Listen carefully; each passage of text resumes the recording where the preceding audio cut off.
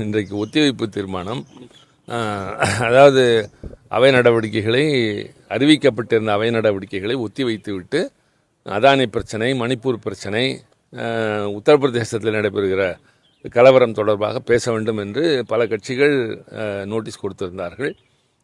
2 முறை அது குறித்து எதிர்க்கட்சி தலைவர் பேச எழுந்தபோது முதல் முறை அனுமதித்தார். ஆனால் அவரை தொடர்ந்து பேச அனுமதிக்கவில்லை. எனவே நாங்கள் தொடர்ந்து குரல் எழுப்பிய போது அவை நடவடிக்கைகள் நாளை வரை ஒத்திவைக்கப்பட்டிருக்கின்றது. இந்த நிலையில் எதிர்க்கட்சிகள் அவையை நடக்க விடாமல் குந்தகம் விளைவிக்கிறார்கள் என்ற குற்றச்சாட்டை பிரதமர் எழுப்பியிருக்கிறார். விசித்திரமாக இருக்கின்றது.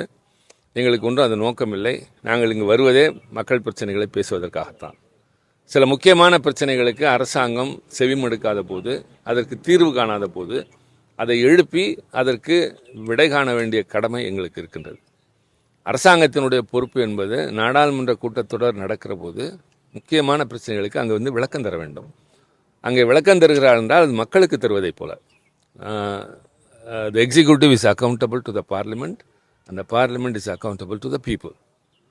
அந்த நிலையில் அவர்கள் வருவதில்லை. வந்தாலும் எங்கள் பிரச்சனைகளை செவி கொடுத்து கேட்பதில்லை. நாங்கள் சொல்ல வேண்டும் என்ற அவசியமே இல்லை. ஒரு பெரிய பிரச்சனை எல்லா செய்தி ஊடகங்களிலும் விவாதிக்கப்படுகிறது என்கிற போது அது பற்றி தானாகவே அரசாங்கம் முன்வந்து ஒரு விளக்கம் தர வேண்டும். ஆக அவர்கள் வருவதில்லை. நாங்கள் அது குறித்து எடுத்து சொன்னாலும் கேட்டுக்கொள்வதில்லை. நாங்கள் ஜனநாயக முறையிலே பல வகையிலே அதை எழுப்பி பார்த்தாலும் அதற்கும் தீர்வு இல்லை என்கிற போது எங்களை எப்படி குறை சொல்ல முடியும்? ஆக நாங்கள் மக்களுக்காக பேச முனைகிறோம். அரசாங்கத்தை பேச வைக்க நாங்கள் எல்லா வகையிலும் பாடுபடுகிறோம். ஆனால் அதை செய்யாத அவர்கள் எங்களை குற்றம் சுமத்துகிறார்கள்.